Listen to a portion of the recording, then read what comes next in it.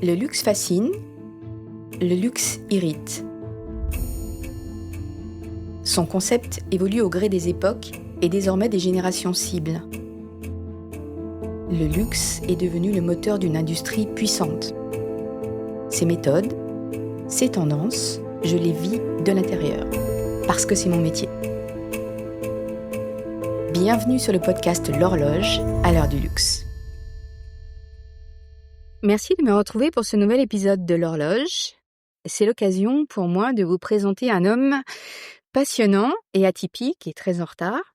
Nous nous sommes croisés plusieurs fois sans que je ne réussisse jamais à rentrer dans son champ d'attention.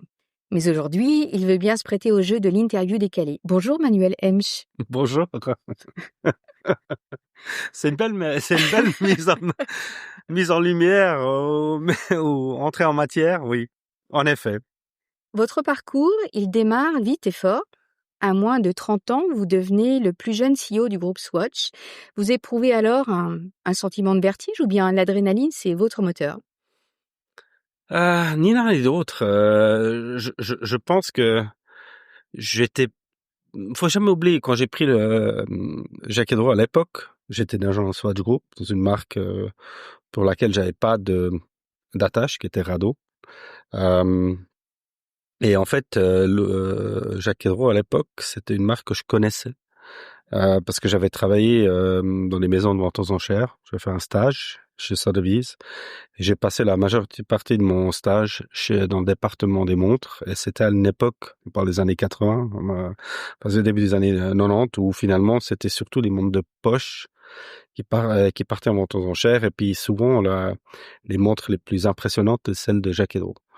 Et j'ai aimé cette marque, j'ai aimé cette histoire. Et j'ai poussé pour l'avoir au Swatch Group, mais c'était aussi un projet totalement entrepreneurial. On a commencé à 3, ce qui est quand même assez inhabituel dans un grand groupe. Et je pense que c'était pas quelque chose, c'était pas je dirais une étape de carrière, c'était pas une consécration parce que c'était une start-up. Et je pense que c'était plutôt parce que personne s'y intéressait, parce que c'était pas stratégique, parce que c'était trop petit, parce que c'était beaucoup de travail, et que finalement c'est comme ça que j'ai obtenu ce poste, possibilité de développer, mais tout au début, à 29 ans, 28 ans, c'est en fait moi qui suis allé démarcher Nicolas Hayek à l'époque en lui disant j'aimerais bien m'occuper de cette marque. Et je pense le fait que justement personne n'était très intéressé qui m'a donné cette opportunité. Mais il m'a quand même pas fait confiance au point de me laisser tout seul. Et au début, il m'a dit OK, je veux bien que vous essayiez, mais j'aimerais que vous vous occupiez du produit du marketing parce que vous êtes trop jeune pour gérer cette marque. Et puis il faut qu'il y ait une équipe autour. Et c'est comme ça qu'on a commencé à 3 à construire cette marque. Et j'ai assez rapidement pris le leadership parce que pour moi le produit est quand même central dans le développement d'une marque. Et mais avec, j'ai envie de dire, cette réflexion finalement qui était pas trop dans une réflexion de groupe, parce qu'on a travaillé cette société comme un indépendant, comme une start-up. On a travaillé en dehors du groupe, mais il n'y avait pas un seul détaillant qui était un détaillant du groupe.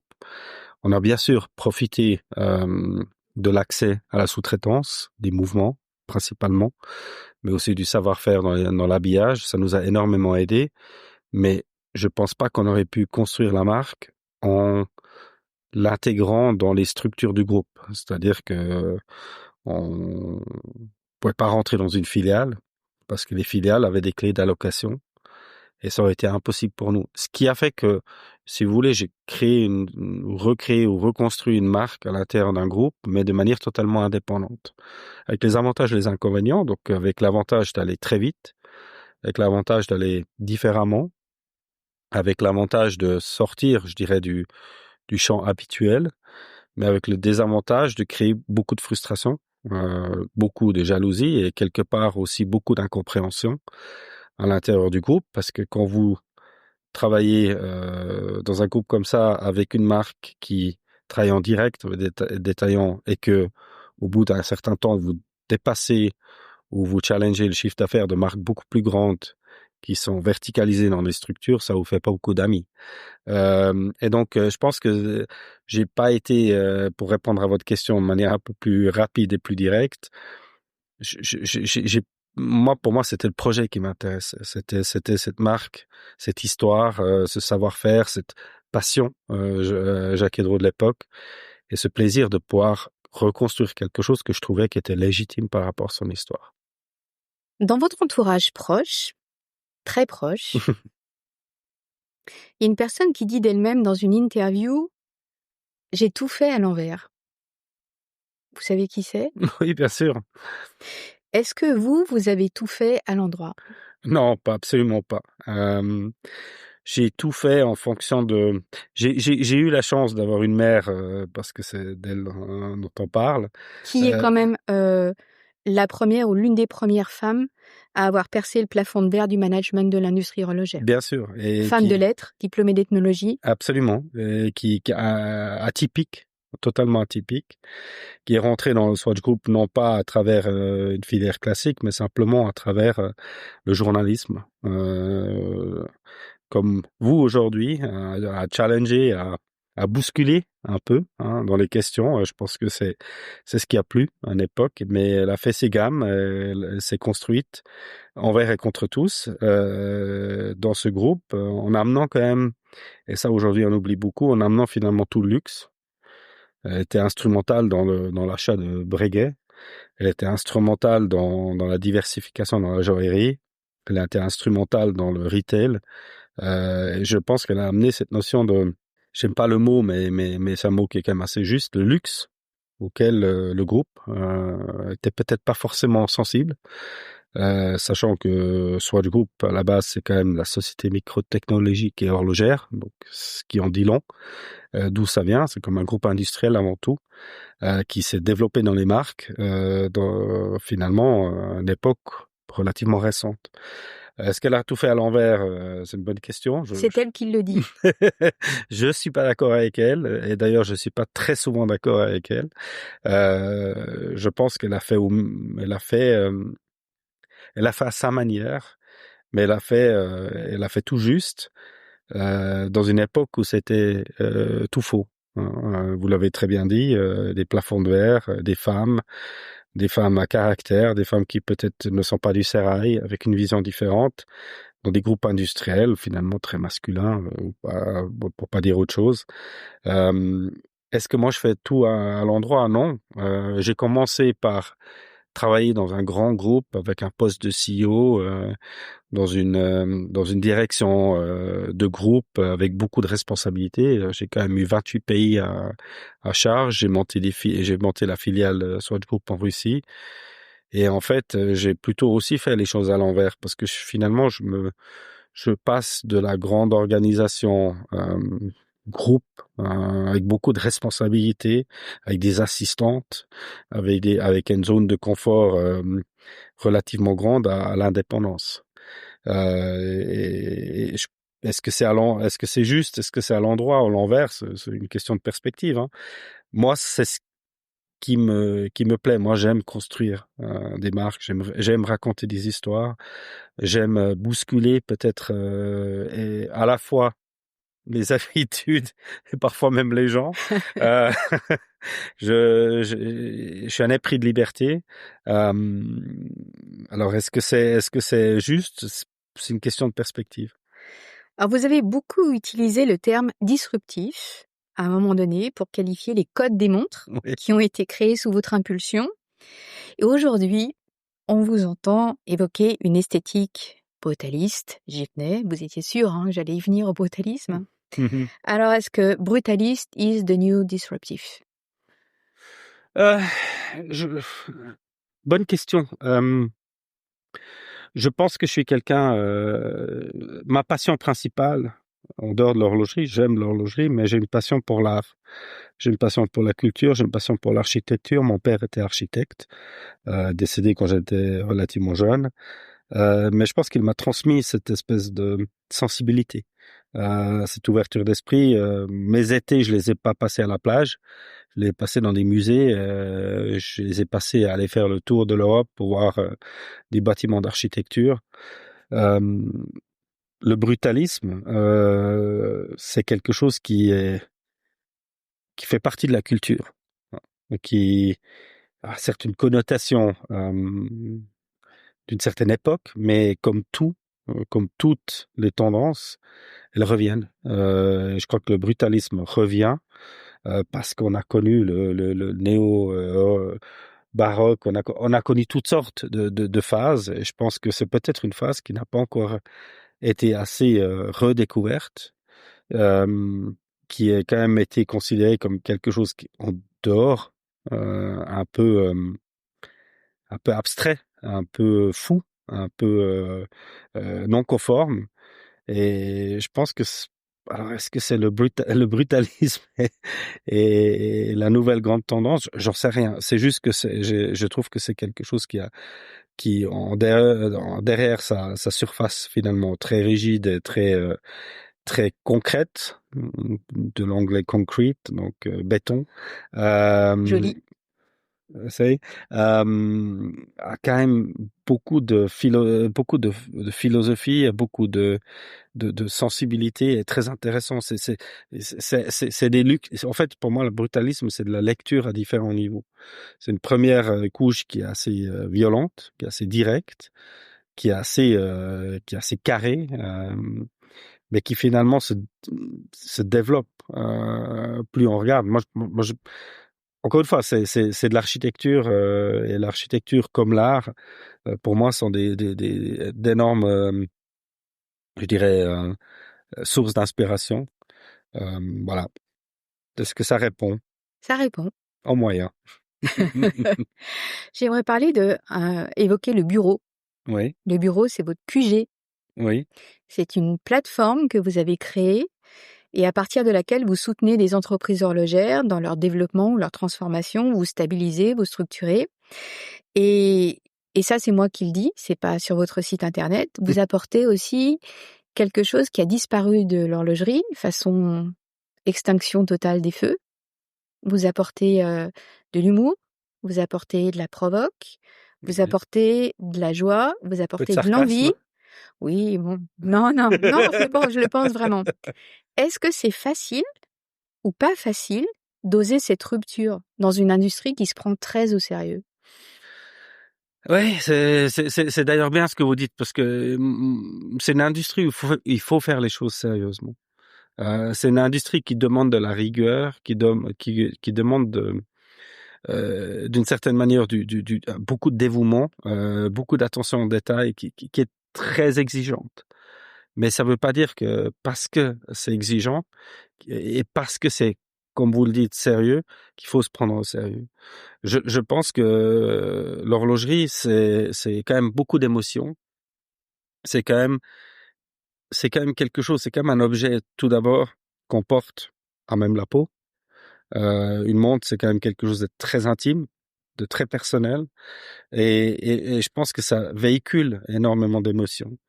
Et même si l'objet doit être fait avec, je pense du moins, avec beaucoup de respect, beaucoup d'attention aux détails, beaucoup de sérieux, je pense que ce qu'il peut évoquer ou ce qu'il peut raconter comme histoire peut être plus décalé, plus provocateur, plus euh, moins sérieux, si je peux me permettre de dire ça, que la réalisation. Donc la réalisation de l'objet demande beaucoup de sérieux. La manière de le véhiculer, si on veut, ou même l'histoire qu'on raconte autour, elle, pour moi, elle n'a pas nécessairement besoin d'être très sérieuse. Pour raconter les histoires, l'industrie du luxe a recours à des collaborations Mhm. pour sortir la tête hors de l'eau. Parfois, ça fait sens. Et parfois pas. Et il y a certaines collaborations qui font un peu penser à des bouées de Oui. sauvetage. Une maison de luxe à la mer, sauvons les meubles. Et il y a aussi des collaborations qui sont inclassables. Celle du collectif artistique Mischief, par exemple. Mhm. La dernière en date était quand même assez, assez sympathique. Est-ce que trop de collabs tue la collab et le bon filon? Trop de mauvaises collabs, tu la collab. Parce qu'encore une fois, la collaboration, c'est quelque chose qui a toujours existé. n'a peut-être pas été exprimé sous ce mot collaboration. Aujourd'hui, le mot collaboration, c'est un fourre-tout, c'est un peu un mot tendance, si on veut. Quelque part, l'artisan, c'est aussi une collaboration. Quand moi je travaille avec un Bastien Chevalier qui fait de la marqueterie de bois, est-ce que c'est une collaboration? C'est un artisan. En fait, les frontières de la collaboration sont relativement vagues. Après, est-ce que peut-être la vision de la collaboration un peu plus classique où deux euh, marques, si on veut, ou deux entités collaborent.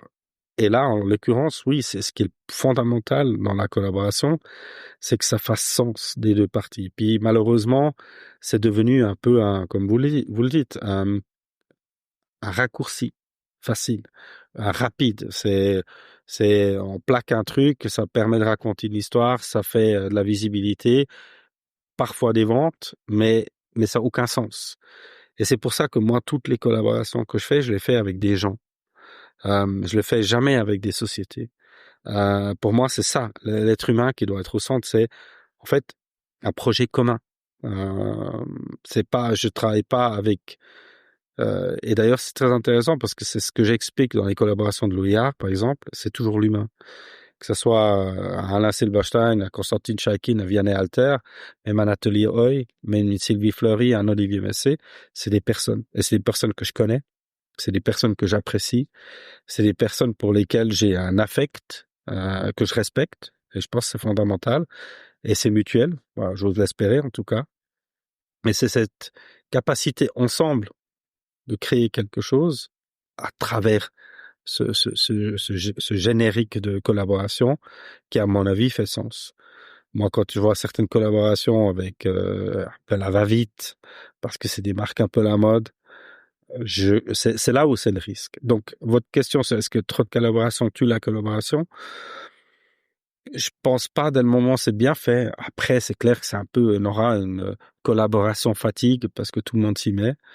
Et ce que je trouve un peu triste dans l'industrie horlogère, c'est la première question que les gens me posent toujours, c'est mais t'en as tellement fait, t'en auras pas d'autres. Parce qu'à un moment donné, les gens s'imaginent toujours que il y a un début et une fin. Et je leur dis toujours, peut-être dans les horlogers, à un moment donné, des horlogers avec une signature, avec une patte, comme un Chaikin dont on peut immédiatement reconnaître le style, ou un Alain Silberstein, ou un Vianney, il n'y a certainement pas des centaines, il n'y a même pas des dizaines, il y a une poignée, mais c'est un domaine. Et quand on pense à des domaines comme l'art contemporain, il y a beaucoup de gens qui ont une identité.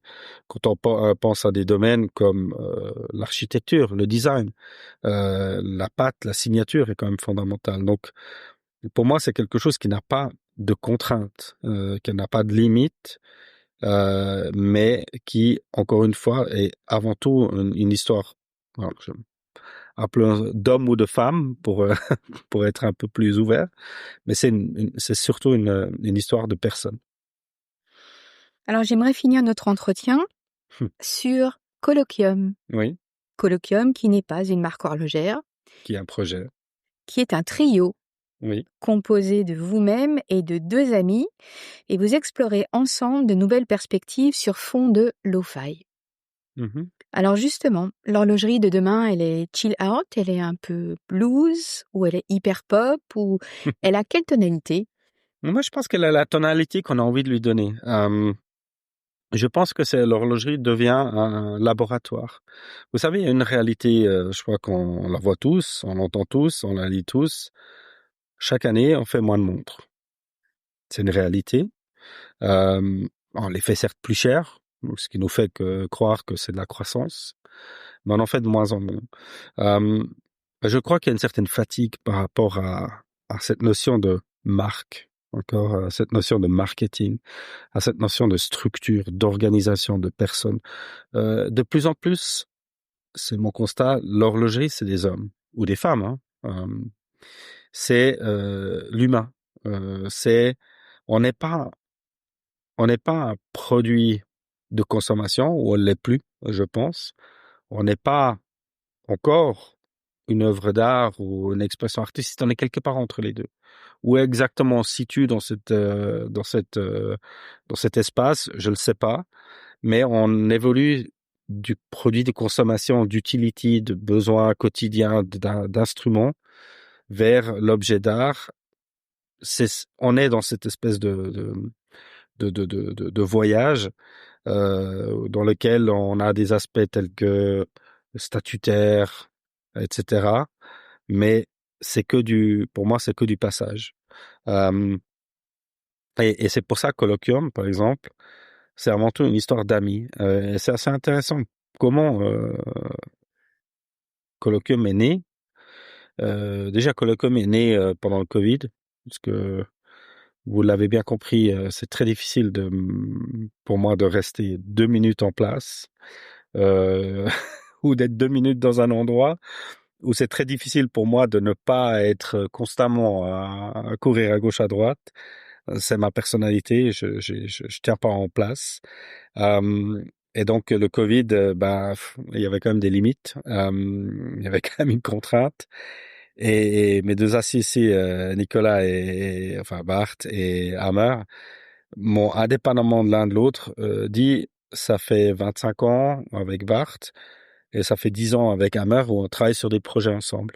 Et là, Bart pour des designs, il a toujours été avec moi dès le début de Jack Draw. Il m'a toujours accompagné, c'est quelqu'un en qui j'ai entière confiance, que j'estime être le meilleur au niveau design et Hammer qui à l'âge de 19 ans m'avait acheté une Jack Draw à Lausanne, ce qui arrive pas tous les jours. Qui pour moi avait une vraie passion de l'horlogerie, une vraie compréhension de l'horlogerie à un très jeune âge. Et ça m'a rendu curieux, puis on est resté amis. Et c'est quand même, je dirais,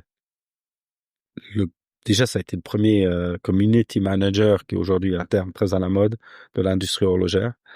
Et c'est quelqu'un qui est très respecté des collectionneurs, c'est quelqu'un qui connaît le besoin, c'est quelqu'un qui a de la crédibilité et indépendamment de l'autre, ils m'ont dit bon, t'aides sur tous tes projets hein, pour le bureau, mais on aimerait ou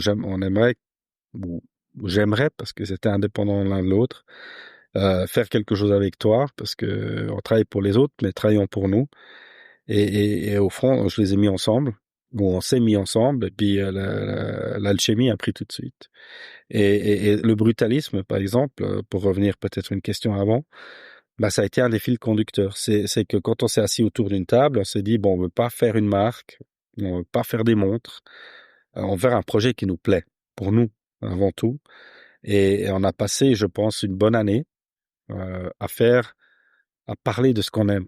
Et de ce qu'on aime, c'est pas de l'horlogerie, mais en dehors de l'horlogerie, c'est-à-dire dans la musique, dans l'architecture, dans l'art, dans dans la musique, hein, dans les endroits.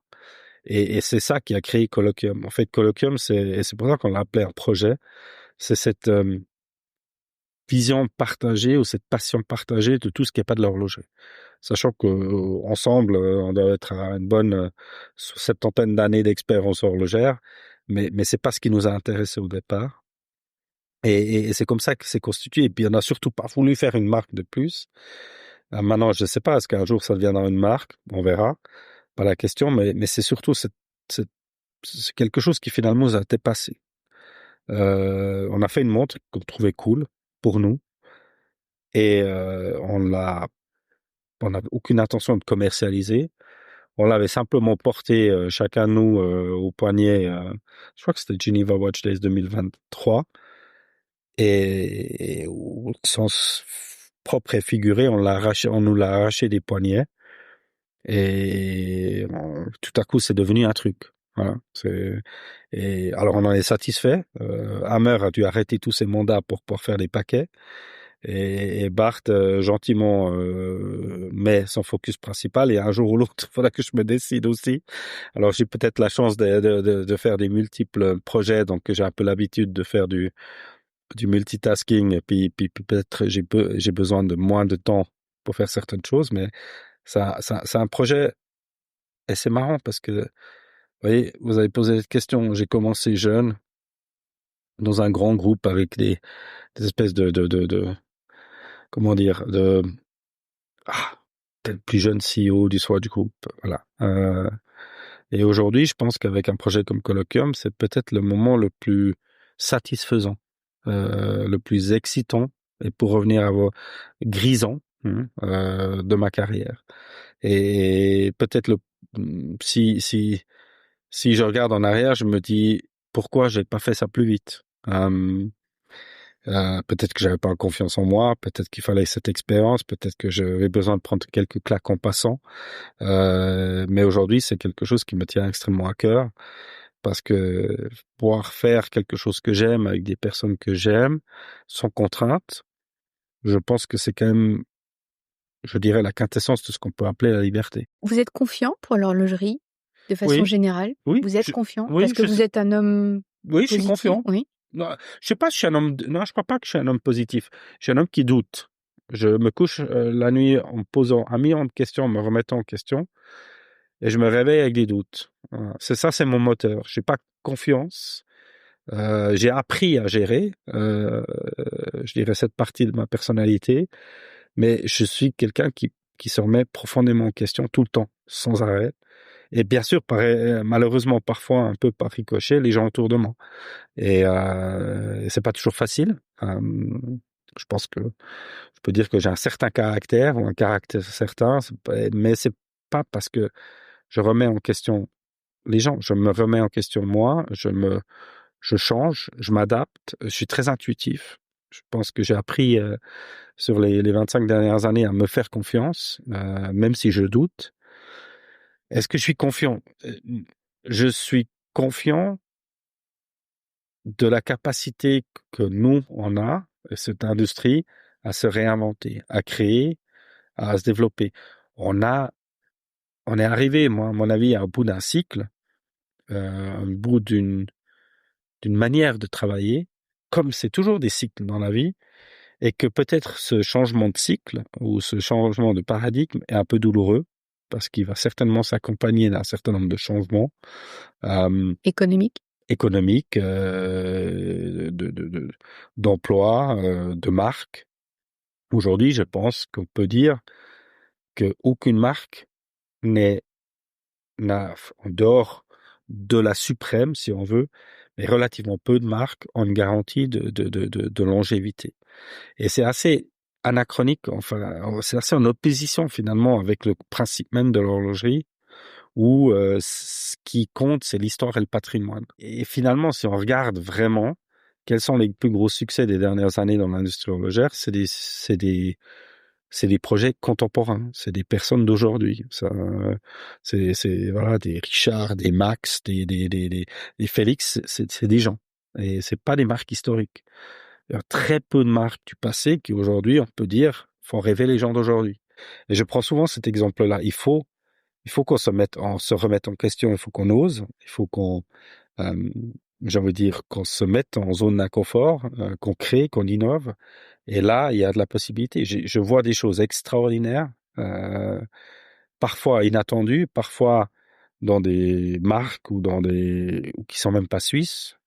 Je trouve qu'aujourd'hui, malheureusement, tristement, je vois plus d'innovation en dehors de la Suisse. Je le vois en Chine, je le vois en Allemagne, je le vois en Inde, je le vois et c'est là où on doit faire attention. Je suis confiant parce que je vois une nouvelle génération. Premièrement, je vois une nouvelle génération de collectionneurs. Ça, je l'ai pas vu depuis 20 ans. Quelle tranche d'âge? Des jeunes, des très jeunes. C'est-à-dire que on a un peu vécu sur les mêmes, si je peux me permettre, sans dire les choses négativement, mais on a eu cette émergence de collectionneurs, de gens intéressés à l'horlogerie, de passionnés au début des années 2000. Et je dirais depuis la crise financière 2009, 2008, 2009, c'est toujours un peu les mêmes. Et le Covid, ou la Covid, pour être plus précis, et finalement cette notion d'objets assez collectionnables, hein, avec parfois aussi du deuxième marché, et puis le côté un peu, on peut acheter et revendre. Enfin, ça nous a amené une nouvelle clientèle, très jeune. Moi, je l'appelle la génération sneaker.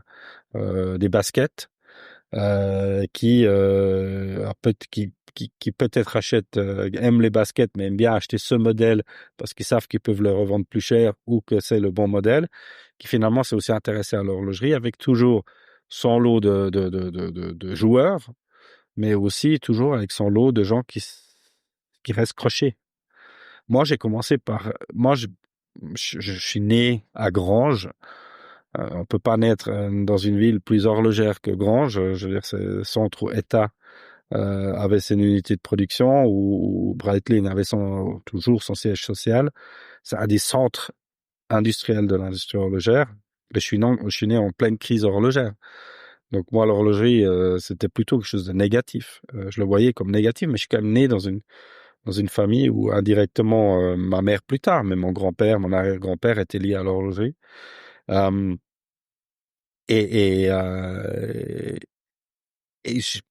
Voilà, c'est mon ancrage. Pour moi, c'est important et c'est quelque chose. Je suis pas arrivé par opportunité. Je suis né avec. Et même si je doute, ça me fait me dire que de toute façon, il faut même pas se poser la question. Un avenir, il y aura. Lequel? De quelle taille? Comment? Ça, j'en sais rien, mais c'est à nous de le faire. Et alors, aujourd'hui, j'essaye un peu avec certains projets de le faire, mais je compte dessus qu'une nouvelle génération prenne le relais. Et c'est très intéressant parce que hier, j'ai rencontré le professeur Lecomte qui fait une montre par année de l'école de Morteau et qui, quand même, cette école qui a généré à peu près tout ce qu'il y a d'excitant dans les jeunes horlogers, que ce soit Théo Frey, que ce soit Sylvain Pinault et j'en passe. Et donc, souvent, c'est des personnes, et je crois que lui est une de ces personnes-là, qui sont capables de transmettre, de motiver, et surtout de donner la confiance de se lancer. Vous savez, le monde a énormément changé, l'écosystème horloger a énormément changé. Aujourd'hui, un jeune horloger, il est peut-être c'est aussi par la force des choses, mais aujourd'hui, il ne rêve plus d'une carrière dans une grande marque où il passe d'apprenti horloger à chef d'atelier en 25 ans, mais il rêve de faire son propre projet. Et c'est peut-être moins de volume, c'est peut-être moins industriel, ça c'est un risque. C'est peut-être moins de gens, mais c'est peut-être plus de passion, c'est peut-être plus de dévouement, c'est peut-être plus de création, c'est peut-être plus d'engagement. Donc, qu'est-ce qui est mieux? Moi, je dis toujours, je préfère la qualité à la quantité, et je crois que l'horlogerie a de très belles années devant lui, mais des années de qualité et peut-être pas forcément des années de quantité. Merci Manuel Hemsch pour la sincérité. Merci. Voilà. Vous venez d'écouter un épisode de l'horloge à l'heure du luxe. On se retrouve très vite pour la prochaine thématique qui donne le ton du moment. Si vous avez aimé cet épisode, n'hésitez pas à en parler et à le noter sur Spotify et Apple Podcast. Un 5 étoiles, oui, pour être à l'heure du luxe. Donnez-moi de vos nouvelles sur le compte Instagram, l'horloge podcast. À bientôt!